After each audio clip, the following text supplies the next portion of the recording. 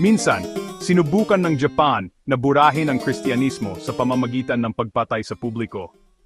Noong taong 1597, 1597, sa ilalim ng kapangyarihan ng emperador, ipinako sa krus ang mga mananampalataya sa Nagasaki para takutin ang bansa na sumunod. Pero imbes na talikuran si Kristo, kumanta sila ng mga himno habang namamatay. Akala ng estado na matatapos ang simbahan dahil sa takot.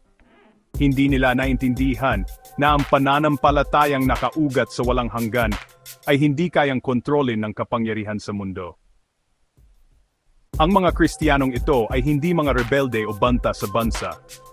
Simple lang ang kanilang krimen, tumanggi silang ibigay sa gobyerno ang lugar na para lang sa Diyos.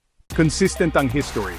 Kapag hinihingi ng estado ang pinakamataas na katapatan, nagiging delikado ang pananampalataya, hindi dahil violent ito, kundi dahil sumasagot ito sa mas mataas na autoridad. Malinaw ang aral, nawawala ang kalayaan kapag kinokontrol ang pagsamba. At ang Kristyanismo ay hindi kailanman napatahimik ng puwersa, sa halip, pinatunayan lang nitong totoo ito.